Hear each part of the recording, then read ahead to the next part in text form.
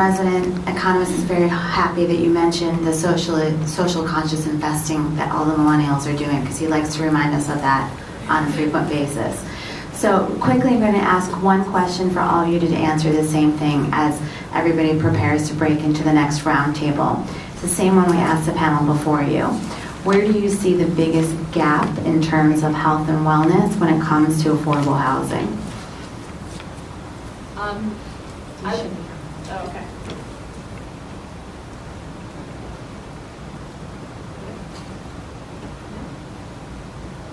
Okay, I'll use my big voice. I'm not sure it's working.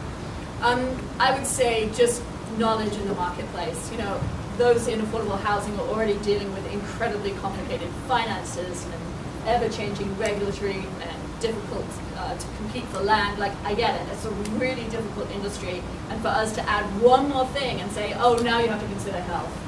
It's a big deal. It's a heavy lift. However, you are already impacting the health of your residents with everything you do. So we're not asking you to start impacting health. You're already impacting health. We just want you to understand that you can actually optimize your building, and in doing so, can actually benefit your own bottom line as well. So I think it's just how do we get the knowledge out there across the real estate industry that this has already been figured out.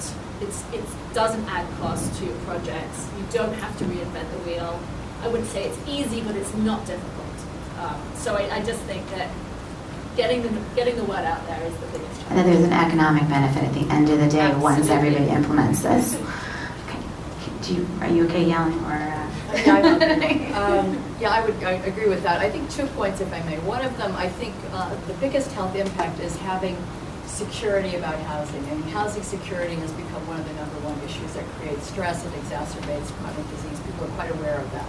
So I think that speaks to the overall agenda. Secondly, I'm not quite as optimistic about social investing.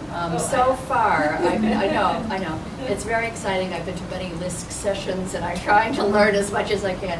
I think we're still a bit stuck in the availability of third-party funding streams for social investing, right? People are waiting, is it Medicare, is it Medicaid funded?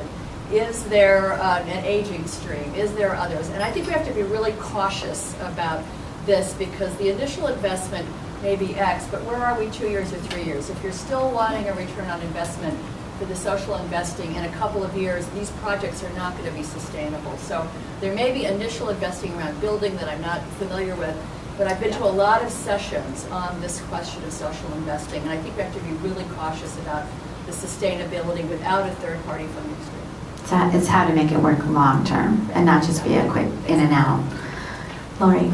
So I think that we need to look at how we track the projects and enforce this work. So I think that we can drive investors in real estate to make the right improvements, but if we're not tracking it and enforcing it, it's not going to pan out. There's nothing to prove for our efforts. And I'm talking about building inspectors having on their checklist, check for mold, which happens in New York City, check for mold, check for ventilation, check for lead-free, which does happen in many communities, but really being rigorous and making sure that it's written in and inscribed in our enforcement so that we have some way to track this work, because that gives us the stick we need to make sure that this goes forward. We also need more regulations on this, and I'm sorry to say that to developers. God knows we don't need more regulations, but there's a lot of money to be made, and we need to make sure we've got some regulations in place. And that their places are still standing after some sort of natural event. I mean, this helps them as well at the end of the day. It helps them as well. Okay, so thank you very much to the three of you. I know that two of them have to go on to their next quick appointments. So thank you again. We're going to give you a round of applause. So we're going to do the same thing we did before and break into the two roundtables and do about 20 minutes before we break into lunch. And I just want to remind everybody while I'm standing up here and thinking about it, don't forget that tonight at 5:30 to 8, everybody can come to the World Bar, which if you don't know where that is, come ask Nikki or myself. We're doing a little after Urban Thinker campus networking happy hour there. So if you'd like to join us, please feel free to show up this evening. All right, guys, back into roundtable mode.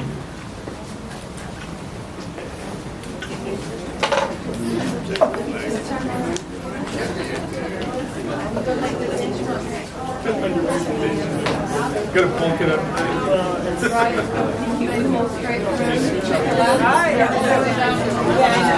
I'm gonna stop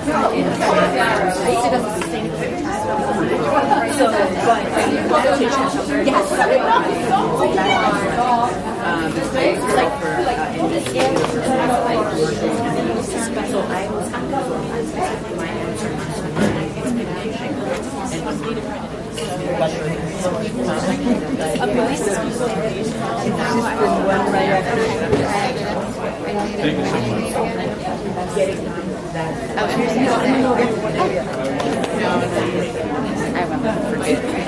Sorry.